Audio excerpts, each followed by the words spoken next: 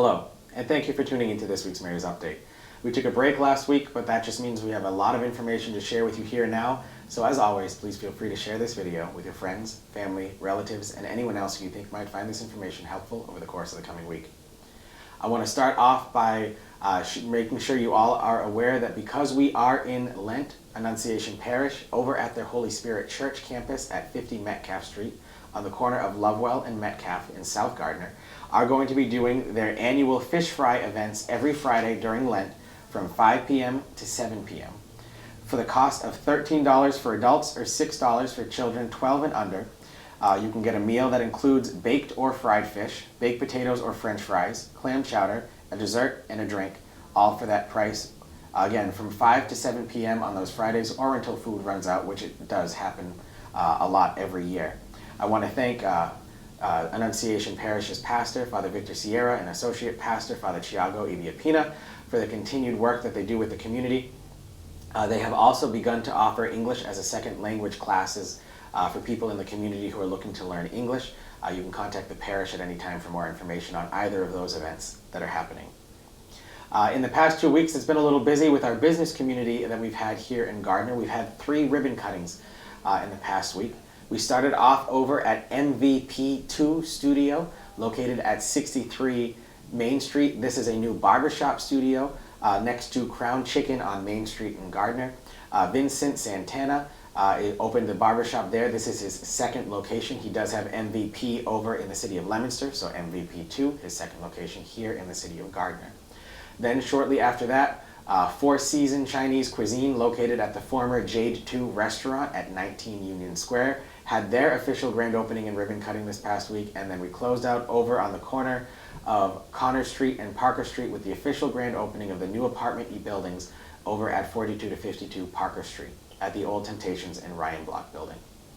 There's been a couple of questions that my office has received about the apartments over there at the Mass Ave Rentals building at the Ryan Block and Temptations. So just want to address those now too, because we have been getting several calls about that. These are all fully market rate units. That means they are not low income, they're not subsidized housing. There's a lot of rumors out there that this is being used by the Commonwealth for migrant housing, or that these are places that are taking vouchers for Section 8 housing. By law, any place has to take Section 8, whether it's built market rate or not. There are actually no vouchers that are taking units at this place. Of the 24 of the 29 units that are fully rented out right now, those are all brand new market rate customers, and most of them are brand new Gardner residents that are moving out from the greater Boston area. So it's great to see us being able to capture some of that population shift from people moving out west from the metropolitan Boston area. It also is not one of the places that the Commonwealth is using to house any migrants that are coming in through the state's right to shelter law that's there. So that's all 100% market rate new housing that's full of mainly new residents to the city. So that's great to see there too. But since my office has been getting several calls about that and several emails about that as well, I just wanted to clarify that on the record right here from you all, so you knew right from the source what that place was being used for. It's a fully market rate housing for 29 units, about 14 one bedrooms, 15 two bedrooms, and the remaining handful of units, because like I said, 24 of the 29 are already spoken for. The remaining are all 2-bedroom units. So there is still some space there. Contact Mass Ave Rentals directly if you have any questions on those properties. The Gardner Fire Department was notified this past week that it was awarded a $19,000 grant from the State Fire Marshal's Office to purchase new safety equipment for our firefighters. This includes special airbags that are used to lift cars off the ground in case firefighters need to extricate someone from a vehicle, different diving suits, a new radio headset apparatus that can go with the firefighters that helps make sure that they can still hear radio communications even if there's loud noises and sirens going on around the fire scene. A full report on that will be put up on the city's website as a press release, but we wanted to say thank you to the Commonwealth's Fire Marshal for giving us that grant. $19,000 was the max that a community could receive as a part of that funding, and I want to thank Fire Chief Greg Lagoy, who authored that successful grant application, and for the continued work that all of our Gardner firefighters do around the city to help keep us safe day in and day out. MART is offering Sunday bus services now here in Gardner. If you remember, we talked about a couple of times that my administration's been working with MART now to update our bus routes and improve quality access to public transportation, and this is another one of those conversations that came out of those ideas. First, we started with Route 3. That's the third route that MART is having right now for their buses in Gardner, in which case it's a new loop around the city done at 30 minutes, then an hour-long one.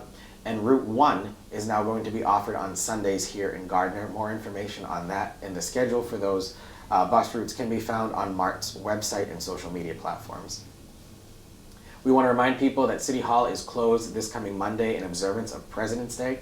We will be open again on Tuesday at regular business hours. Because of the Monday holiday as well, the City Council meeting is moved to Tuesday instead of that Monday night. And then, as always, there's no trash collection that happens in the city on Monday, so we will be back to a regular trash collection schedule even with the Monday holiday next week. While we're talking about next week, it is also February school vacation week here in Gardner. So we want to remind people that there's plenty of programming options at the Levi Haywood Memorial Library. There's also some extra museum passes that the library has access to, so if you're looking to find things to do for February vacation, you can always start there. And then, as always, the Gardner Veterans Arena skating rink is having public skate next week every day from 1 p.m. to 2:50 p.m. if you're looking to get out and about in the city and try something new. The Theater at the Mount is presenting their musical, The Music Man, on February 23rd and 24th, as well as March 1st, 2nd, and 3rd. Tickets are now on sale at the website for the Theater at the Mount, or you can call the box office or go to the ticket window and they'll be able to tell you what hours they're open and how you can purchase those tickets. So thank you very much to the Theater at the Mount for their continued community support and for the Mount as in general for all they do for us here in Gardner as a very strong community partner. There will be a vigil for Brianna Pennington this coming Wednesday, February 21st at 6 p.m. Miss Brianna Pennington was the victim of the murder that took place earlier this year. This is something that people wanted to organize almost right away after the news broke that situation had happened. However, at the request of the state police, it was put off until at this time when they've cleared us that it's okay to start holding that vigil since the investigation has progressed forward. So I want to thank Bernice Richard, the Voices of Truth, the Gardner Domestic Violence Task Force, Danielle Drew, the city's domestic violence advocate, and everyone else who's involved in really putting this on to really get the community together about a very tragic event that took place earlier this year. And again, that'll take place on Wednesday, February 21st at 6 p.m. The presidential primaries, Super Tuesday, is set to take place on March 5th, 2024. So just in a couple weeks. By law, Gardner City Hall will have early in-person voting in Perry Auditorium the week before that election, including the Saturday preceding that. As required by law, more information on the times for early in-person voting here at City Hall can be found on the city's website and social media platforms. You also have the right by law in Massachusetts to vote by mail.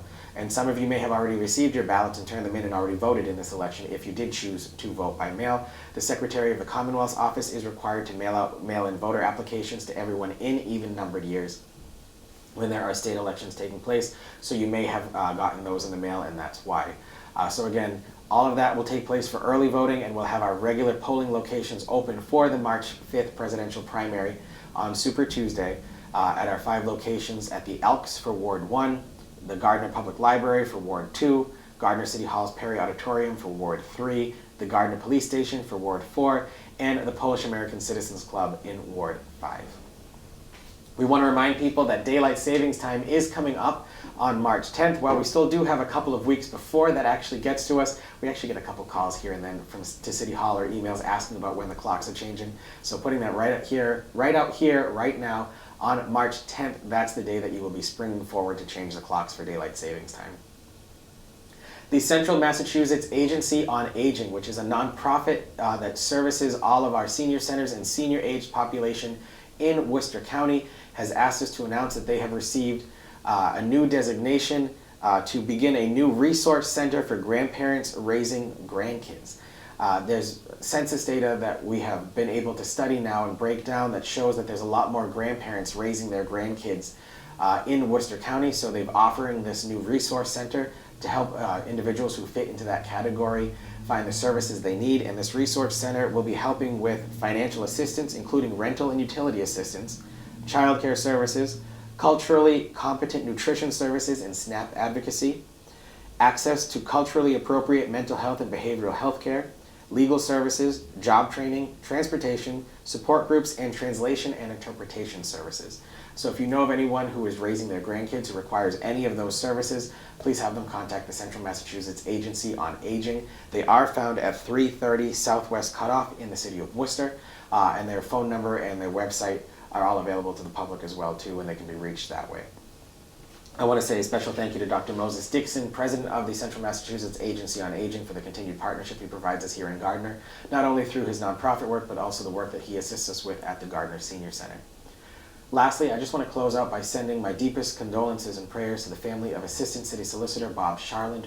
Attorney Charland passed away unexpectedly this past week, and certainly leaves a hole with us here in the city and in the community at large. He was a very active member of the community at the Acadian Club. Many people knew him over at the Gardner Municipal Golf Course, and he was really just a friendly person who did a lot for people here in Gardner. So I want to send my deepest condolences on behalf of all of us at Gardner City Hall out to his family, and let them know that all of us are with you during these very painful times.